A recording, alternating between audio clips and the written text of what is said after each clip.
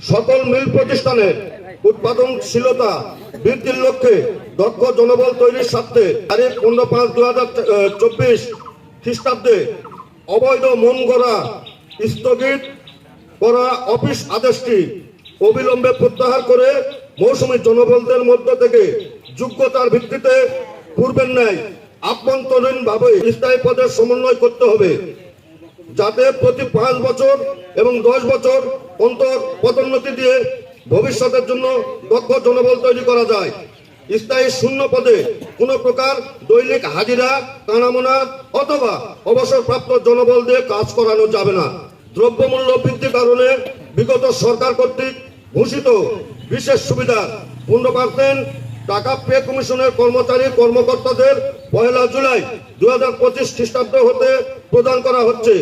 অতীব দুঃখের বিষয়, মজুরি কমিশনের শ্রমিকদের উক্ত বিশেষ সুবিধার 15% টাকা প্রদান করা হচ্ছে না, যা অতি সত্বর অর্থ মন্ত্রণালয় থেকে পরিপত্র জারি করতে হবে।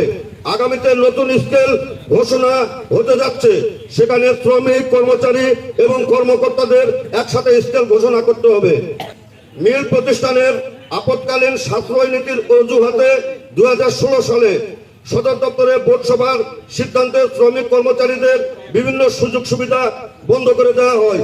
বর্তমানে 2002 সালের শতাব্দে মিল প্রতিষ্ঠানের সমস্ত কার্যক্রম চলছে, তাই অনতিবিলম্বে সাশ্রয় নীতির চিঠি প্রত্যাহার করে পূর্বের ন্যায় 2002 সালের ছেদাব অনুযায়ী সকল আর্থিক সুবিধা দিয়ে শ্রমিক কর্মচারীদের অসন্তোষ দূর করে কাজের গতি ফিরিয়ে আনা প্রয়োজন।